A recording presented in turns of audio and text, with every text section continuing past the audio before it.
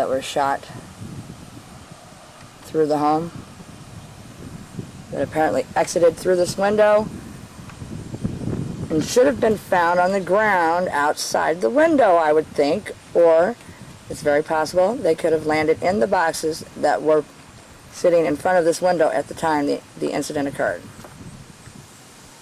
And those boxes have now been rooted through in a yard sale, and a lady named Margie came and picked up several boxes while my nephew Don Wingerter was here. I had been gone at the time she came and picked those boxes up. I was at the Union Park for a friend's little girl's birthday party. I was there from approximately on Saturday is when the boxes were picked up by Margie. The shooting occurred on Friday in between 11 and 2, 11 a.m. to 2 p.m. And then the boxes that were sitting here in front of the window at the time of the shooting had been placed in the yard sale outside on Saturday the 30th, and on Saturday the 30th, approximately in between 2:30 and 4 p.m., a woman named Margie came and picked some of those boxes up from my nephew Don. I do have Margie's phone number. I will document it later. But I suspect there should be some BBs somewhere around here, unless they were intentionally removed.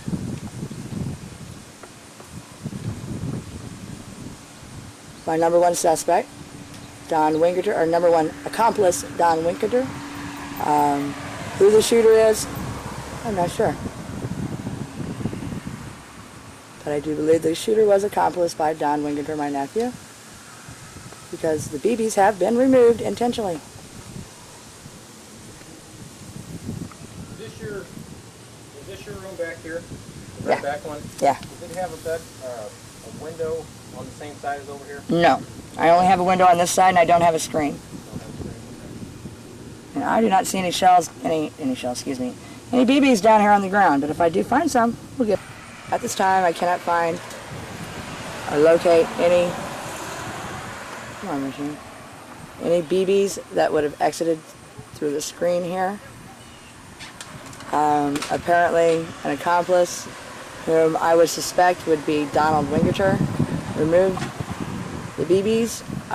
Who the shooter was, at this time I cannot name a suspect. I do believe the incident is related to Guns N' Roses, owing Virginia Williams several $1 million for co-writing the song Welcome to the Jungle. Slash did threaten her Friday night at the Alice Cooper concert, Friday, September 29th at the American Theater. After the show, he told her that he would kill her if she called him again and asked for any money or called him for any other reason. His apparent girlfriend, possible name Dee Dee, also threatened Virginia. She told her she would kill her if she tried to contact Slash again. They also tried to insist that Slash was not Slash and his name was Alex. False identification there. Virginia also has recorded evidence of Slash falsifying his identity.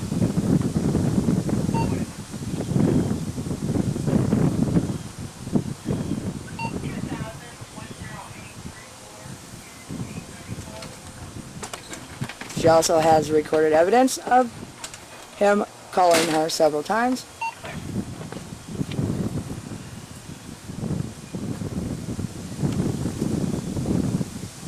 This incident occurred before the threats were made at the American Theater.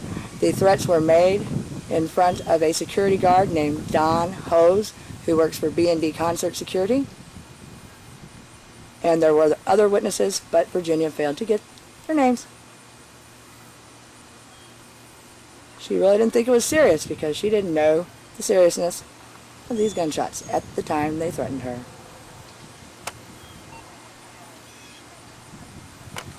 excuse me.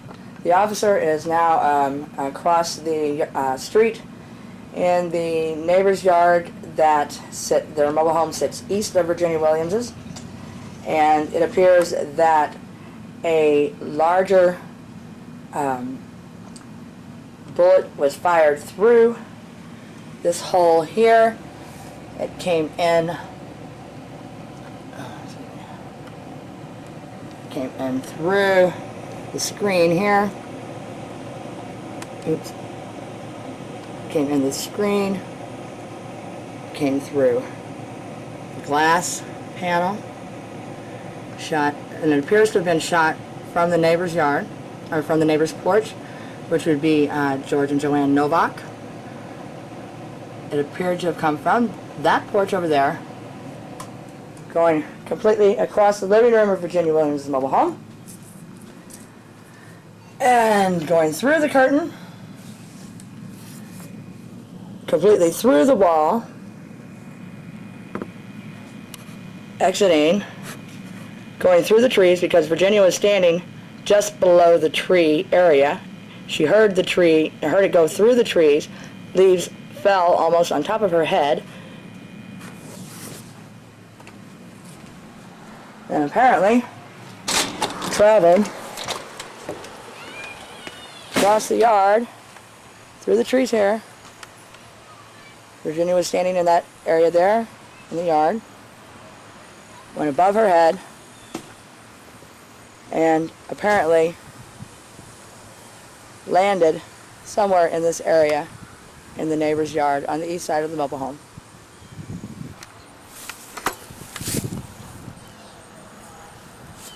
Can I see your report? Sorry?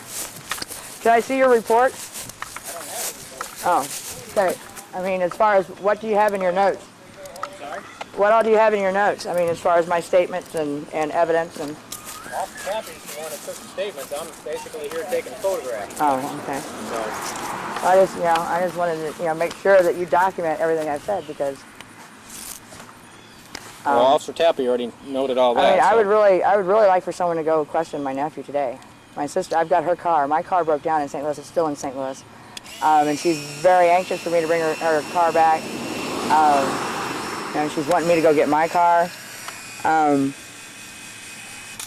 saying, to realize what has transpired here between Guns N' Roses and I 11 years ago over the song and over my money.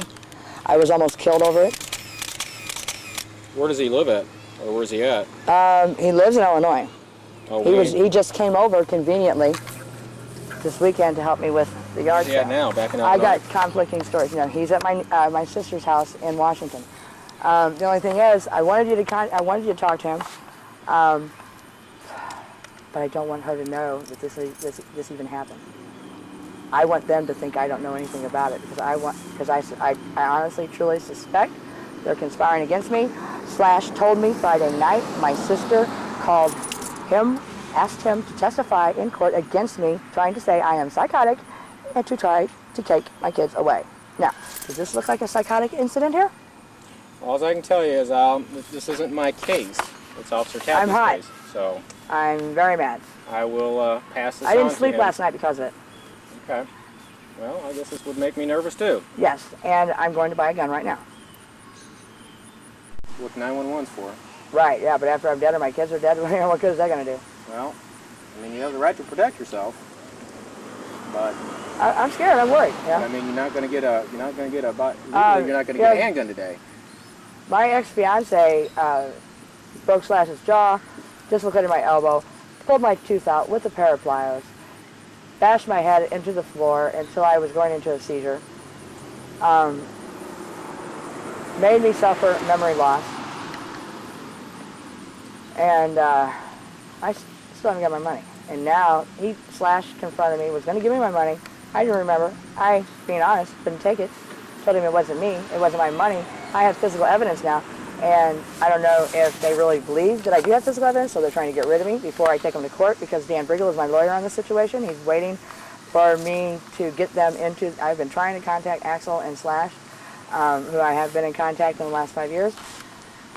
Been trying to get them into the office. I've been trying to talk to them. They keep giving me a runaround. They're giving me false identities. They're playing stupid mind games. It goes deep. Okay. And they're threatening me. All we can tell you too. And then this happens. And then I get threatened that same night. My car breaks down on the way. If you get a handgun, And like if you do get a Slash handgun, told me Friday night, my sister called him and asked him to testify in court against me because they're trying to make me look like I'm psychotic over this when I'm not. if you get a handgun, I mean, if you end up getting one, I mean, it'll take a couple weeks. But if you do get one, if you would, let us know so we know you have a handgun in the place in case we ever respond here. I don't know if I've got a couple weeks. I'm afraid that something's going to go down tonight. I would appreciate it. Well, obviously those shots were fired from over there. But I'm wondering about the one. I think someone was out in the trees. No. That one. Or they climbed on top of somebody's roof. They're all too low. So there's no way they're going to be. I don't know. I thought if you're standing on that side, they're not going to be able, with your curtains and everything, they're not going to be able to see through the trailer to hit you.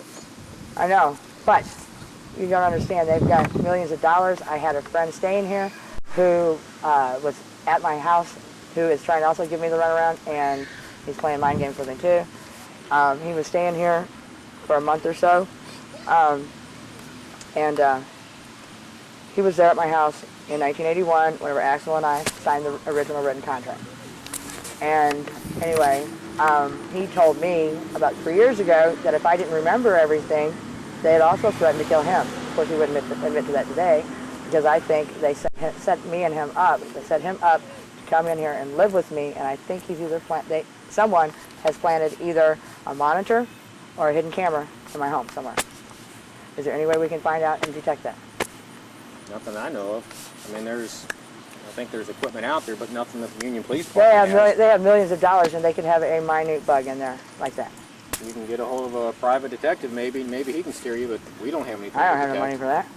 We don't, and I can tell you, we don't have any equipment like that to detect anything like that.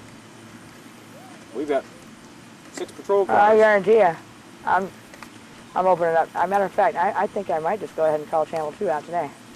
And get it out in the open so that they don't try anything stupid. Well, if that's what you feel you need to do, then go ahead and do it. I think I should. Okay. Do you know how to get hold of Dan Brigg I know how to get hold of Dave Aaron on Sundays. Dan, I have no idea, other than what's in the phone book. That's his office. His home. I know his home phone number has been not disconnected, but unlisted. We don't have any emergency contacts for attorneys. Okay. I'm not taking this lightly, at all. I'm not saying you are. Would you mind sending somebody out here as often as possible? I'll put a note in our book that all the officers read for extra patrol. I can't guarantee there'll be extra patrols because they get very, very busy on nights. We've got a lot of notes for extra patrol. This happened during the day. This happened during the day. Okay. Well, I'll cover both shifts. Well, there's this. I mean, there are names that I can start flashing. I know someone who told me I should forget about the incident in 1989, who has been known to be a bodyguard, carries a weapon. From Illinois, an old friend of mine.